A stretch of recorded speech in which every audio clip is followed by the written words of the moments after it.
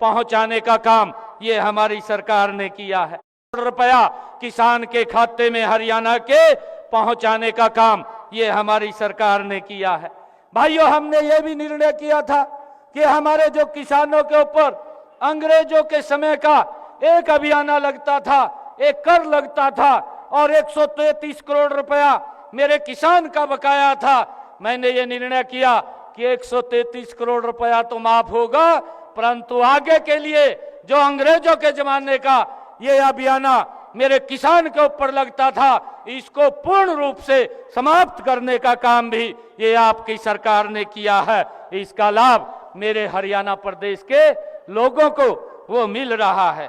मुझे ये भी खुशी है कि मैंने आकर के ये भी एक अलग से नीति योजना बनाई है, एक पॉलिसी बनाई है कि जो बिजली के बड़े पावर हाउस एक्सटेंशन जो पोल्स हैं, उनके जो जमीन किसान की आती है या तारें उसके ऊपर से जाती हैं, उसके लिए भी मैंने एक अलग से योजना बनाई कि जो मार्केट रेट का अगर किसी के किसान के खेत में कोई पोल लगता है तो उस खेत की मार्केट रेट का 200 गुना मुआवजा देने का काम ये हमारी सरकार करेगी। ये निर्णय भी हमने किया है।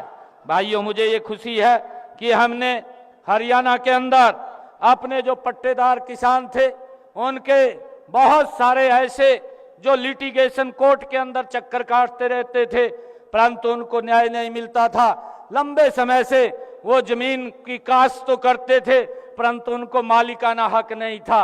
हमने विधानसभा के अंदर पहले मैंने कैबिनेट के अंदर विषय लेकर के आया और कैबिनेट के बाद मैं उसको विधानसभा में लेकर के गया और उसका एक अलग से हमने बिल बना दिया कि मेरे हरियाणा प्रदेश के जो पट्टेदार किसान हैं वो कलेक्टर रेट लेकर के मालिकाना हक देने का काम ये हमारी सरकार ने किया है। और उनके ऊपर भी एक तलवार लटकी रहती थी कि कोर्ट का कोई आदेश आ जाएगा और मकान को गिरना पड़ेगा, परंतु अब उसको मकान गिरने की जरूरत नहीं है।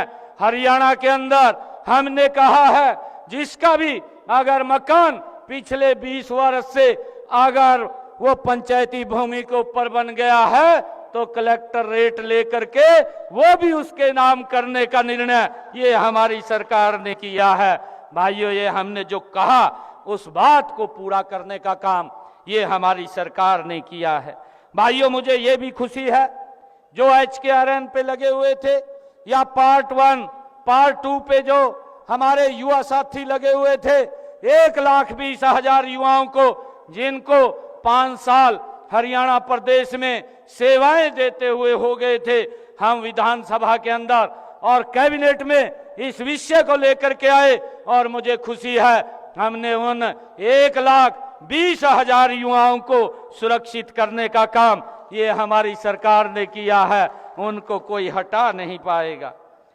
भाइयों, हमने विधान वो कोई भी बुजुर्ग है उसको हम अलग से 5 लाख रुपए का आयुष्मान कार्ड देने का काम करेंगे। और भाइयों, 8 तारीख के बाद गति से बुजुर्गों को वो 5 लाख रुपए का एक आयुष्मान कार्ड देने का काम हमारी सरकार कर रही है।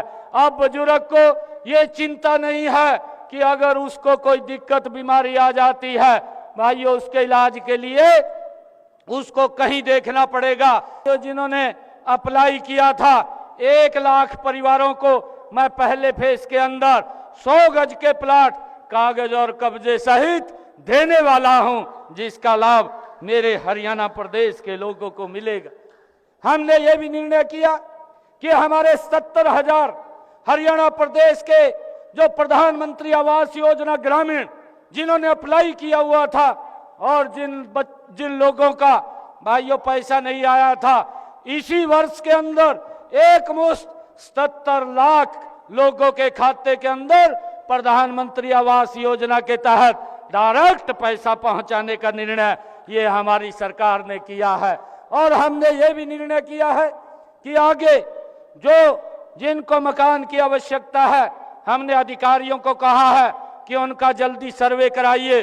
जितने और लोग बचे हैं उन लोगों को भी हम प्रधानमंत्री आवास योजना के तहत मकान देने वाले हैं। ये हमारी सरकार गति से 3 गुना गति से भाइयों विकास कार्यों को आगे बढ़ा रही है। मुझे ये भी खुशी है। और उन्होंने एक बहुत बड़ी योजना वहां से लॉन्च की थी, उन्होंने बीमा सखी योजना, आदरणीय प्रधानमंत्री जी ने देश की बहनों के लिए उसको लॉन्च किया था। ये सब प्रधानमंत्री जो बीमा सखी योजना के तहत बहनों को 7,000 रुपया पहले वर्ष, दूसरे वर्ष 6,000 रुपया और तीसरे वर्ष 5,000 रुपये मासिक देने का काम ये हमारी सरकार करेगी।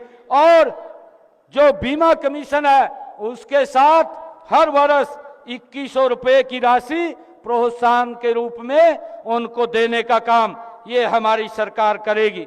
मुझे ये भी खुशी है कि हमने पिछले 10 वर्षों में हरियाणा प्रदेश के अंदर 79